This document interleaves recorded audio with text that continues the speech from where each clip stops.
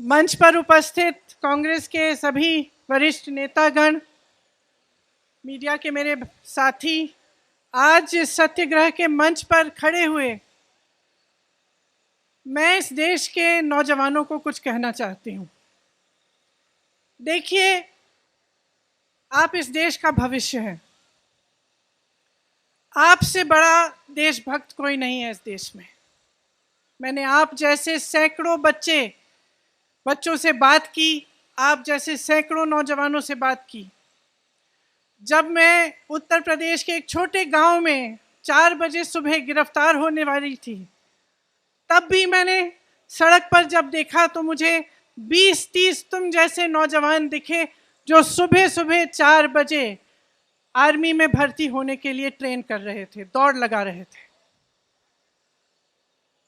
ट्रैक्टरों पे बैठे हुए मैं ऐसे नौजवानों से मिली जिन्होंने मुझे कहा कि दीदी, उम्मीद छूट गई है, खत्म हो गई है। सालों से हम भर्ती का इंतजार कर रहे थे, अब हम गन्ना बेचने जा रहे हैं। मैं आपसे कहना चाहती हूं कि आपका दर्द हम समझते हैं, पूरा देश समझ रहा है, पूरा देश देख रहा है। लेकिन आप ये मत भूलो कि ये देश आपका है, इस देश की संपत्ति आपकी है, इसे सुरक्षित रखना आपका कर्तव्य है। हम यहाँ सत्याग्रह पे बैठे हैं क्योंकि सत्याग्रह, सत्य की लड़ाई अहिंसा द्वारा लड़ी गई, अहिंसा के जो मार्ग पर चलकर लड़ी गई, उस लड़ाई ने इस देश को आजाद किया। इस देश को आजाद करके आपको सौंपा ताकि आपका भविष्य बन पाए। तो मैं आपसे आग्रह करती हूं कि परिस्थितियों को समझिए, आपके आसपास क्या हो रहा है, सरकार कैसे चल रही है, देश में क्या हो रहा है, उसको गहराई से समझिए। जो किसान के आंदोलन थे, क्यों किए गए? किसान क्यों जागे, क्यों सड़क पर आए?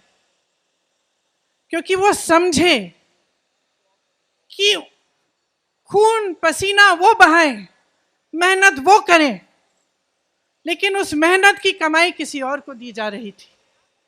ये सरकार उनके लिए नहीं चल रही थी। इसी तरह से मैं आपसे आग्रह करती हूं कि समझिए, ये सरकार आपके लिए नहीं चल रही है। ये सरकार इस देश के गरीबों के लिए, इस देश के नवयुवकों के लिए, इस देश की महिलाओं के लिए, इस देश के एक एक देशवासी के लिए जो आज गरीब है, जो परेशान है, उसके लिए नहीं चल रही है ये सरकार सिर्फ बड़े बड़े उद्योगपतियों के लिए चल रही है। और ये जितनी भी स्कीमें हैं जो बार बार आप पे थोपी जाती हैं, ये सोच समझ के किया जा रहा है। ये बात सही नहीं है साथियों कि बगैर सोचे समझे किया जा रहा है। ये सोच समझ के इसलिए किया जा रहा है क्योंकि इस सरकार का सिर्फ एक मकसद है, सत्ता में रहना। सिर्फ एक मकसद है, और उस मकसद को निभाने के लिए कुछ भी कर डालेंगे। उस मकसद को निभाने के लिए वो बड़े बड़े सरकारी उद्योग थे, वो इन्होंने अपने उद्योगपति मित्रों को क्यों बेचे? आप बताइए, क्यों बेचे? उसी मकसद को पूरा करने के लिए। आपको रोजगार मिलता था वहां से, आपको उन उद्योगों से, छोटे उद्योगों से, छोटे व्यापार से भी रोजगार मिलता था जो तकरीबन आज बंद कर चुके हैं ये, क्योंकि इनकी नीतियों ने, नोटबंदी ने, तमाम नीतियों ने, जीएसटी ने उनको भी बंद कर दिया। और आज सेना, जिसकी भर्ती में का सपना आप देखते हैं, आप अपनी देश की सुरक्षा का सपना देखते हैं, अपने भविष्य को मजबूत बनाने का सपना देखते हैं, आप ये सपना देखते हैं कि बड़े होकर आप माँ बाप को का देखभाल करेंगे, सरहद पर जाकर इस देश के लिए अपनी जान देंगे। आपसे बड़ा देशभक्त कोई नहीं है, मैं याद दिलाना चाहती हूँ आपको। और मैं आपको कहना चाहती हूँ कि जो नकली राष्ट्रवादी हैं और जो नकली देशभक्त हैं, आंख खोलकर उनको पहचानिए। आपके संघर्ष में पूरा देश आपके साथ है, पूरी कांग्रेस पार्टी आपके साथ है। आपने हरिवंश राय बच्चन जी का जिक्र किया, उस कविता की कुछ पंक्तियां हैं। कवि ने कहा है, वृक्ष हो भले खड़े घने, हो घने हो बड़े, एक पत्र छा मांग मत, मांग मत, मांग मत। वृक्ष हो भले खड़े, हो घने हो बड़े, एक पत्र छा भी मांग मत, मांग मत, मांग मत। तू न थकेगा कभी, तू न थमेगा कभी, तू न झुकेगा कभी, कर शपथ, कर शपथ, कर शपथ। इस कविता का नाम आपने एक ऐसी स्कीम को दे दिया है जो इस देश के नवयुवकों को मार डालेगा।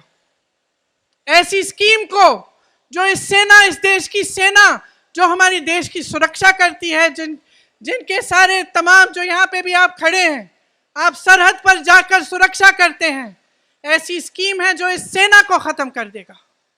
आप इस सरकार को पहचानिए, इस सरकार की नीयत को पहचानिए मेरे भाइयों मेरी बहनों।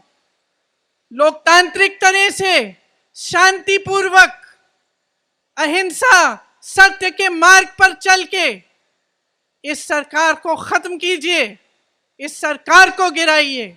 ये आपका मकसद होना चाहिए कि आपके देश में एक ऐसी सरकार बने जो सच्ची देशभक्ति दिखाए, जो देश की संपत्ति को सुरक्षित रखे, जो देश को आगे बढ़ाए, देश के गरीबों नौजवानों को आगे बढ़ाए।